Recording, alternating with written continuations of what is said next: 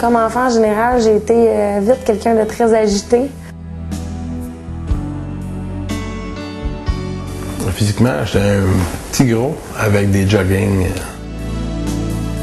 Je faisais beaucoup de crises. Mettons que je n'ai pas rendu la vie facile de mes parents.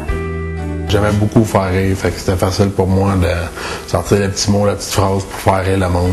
Ben gros dans mon monde, j'avais des amis imaginaires. En maternelle, je demandais au professeur d'aller aux toilettes pour aller parler à mes amis imaginaires.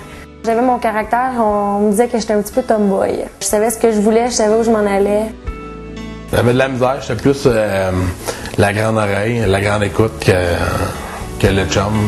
J'ai tout le temps été l'amie la plus présente. Je gardais les secrets du monde. J'étais surtout la confidente, je dirais, de tout le monde. Ça s'est tenu jusqu'à l'âge de 16 ans où moi j'ai commencé à travailler, puis j'ai commencé à avoir mes sous, puis j'ai commencé à vouloir vivre ma vie d'adulte. J'avais des problèmes d'attention aussi, puis je priorisais ma vie sociale que d'étudier. J'avais tout le temps la tête ailleurs. Petite anecdote, j'ai passé dans une auto stationnée sur le bord de la rue. Je me prenais avec mon auto accidenté, puis j'ai un autre accident. Ça, c'est bon. Je voyais vraiment ma vie plus tard, préparer ma vie de famille. Ma vie de famille, j'ai commencé à la préparer de bonne heure.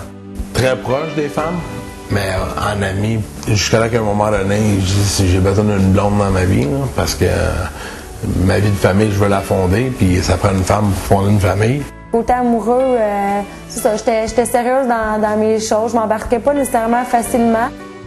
J'avais pas vraiment d'homme idéal, là. Quelqu'un que mon meilleur ami en même temps que c'est mon chum. J'ai besoin de quelqu'un à qui je peux tout confier. J'avais déjà entendu parler en l'entremise de la blonde de mon cousin. J'habitais avec une amie en appartement qui travaillait dans un bar où est-ce que Marc se tenait beaucoup. Je pourrais dire quasiment c'est ma maison. C'est le Coconut Grove à Laval. Elle aussi, elle avait entendu parler de moi par l'entremise de Jessica, qui était la colocataire d'Isabelle. Elle m'avait déjà parlé de lui. Elle m'avait fait répondre que c'était pas une fille pour moi. C'est vraiment pas ton genre. Puis que j'étais pas un garçon pour elle. Tout le monde disait « oublie ça, jamais ». Parce qu'on ne matchait pas vraiment. J'allais voir la fille avec qui je travaillais.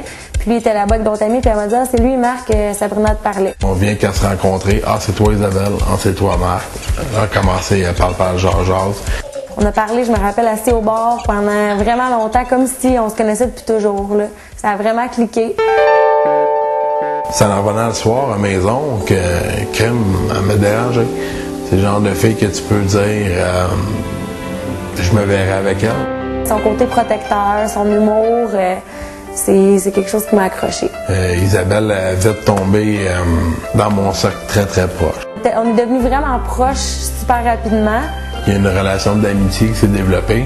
C'était quelqu'un que je voulais avoir l'entour de moi pour toute ma vie. Que j'avais peur de peut-être pas être au même stade. Moi, j'allais encore à l'école, lui avait sa maison, son travail. J'étais peut-être encore là aveugle là-dedans. Elle m'aimait bien comme amie. J'étais important pour elle dans sa vie, mais comme amie. J'ai pas besoin d'amis dans ma vie. Des amis, j'en ai assez. Je n'ai pas besoin d'autres. Moi, je te veux toi dans ma vie pour la vie. Il m'a demandé, il m'a dit qu'il voulait plus me voir. Elle m'a rappelé la soirée même. Je disais, on est encore la même journée, je peux te revenir, je peux te revenir, je peux te revenir. Comme j'ai une tête dure et une tête de cochon, j'ai vraiment coupé les liens. J'essayais, puis il me disait, non, là, c'est à revenir, je veux que ce soit pour de bon.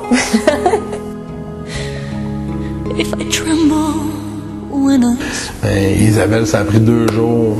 Elle m'a appelé en pleurant, puis elle est passée à la maison. C'est à partir de quand il a coupé les liens que j'ai réalisé que vraiment j'avais besoin de lui, puis que c'est là que je me suis rendu compte que j'étais plus amoureuse que je pensais. Si j'avais passé tous ces mois-là à ses côtés, puis d'être aussi bien que ça, j'étais peut-être rendue à la même place que lui. Ces 2 jours-là m'ont permis moi aussi de réfléchir à comment je voyais ma vie si jamais Isabelle revient. On a commencé à sortir ensemble. Droit au but. Ça n'a pas été long qu'on s'est fiancés. Et 3 mois après, elle tombe enceinte d'Amérique. Les deux, on a les mêmes valeurs. Les deux, on voulait des enfants. Avec ma grossesse, j'ai peut-être métamorphosé ma personnalité. J'ai vieilli, j'ai appris. Quand ça clique, ça clique. Je sais pas si c'est une tactique, mais il n'avait jamais voulu se marier. Ben, à vrai dire, je croyais pas en l'amour. Je croyais pas au mariage. J'étais juste ouverte.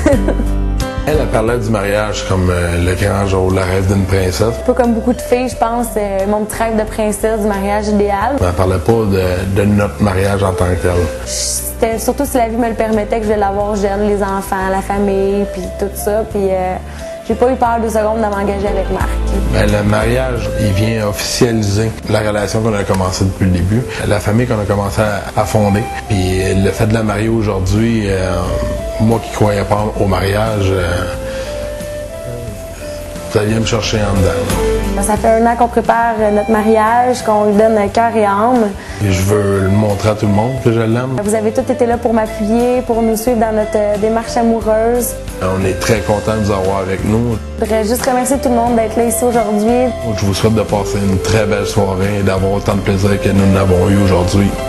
Just a little more love, just a little more peace is all it takes to live a dream. And one day you two will live in harmony. Everybody dance now! Let's go! Hey!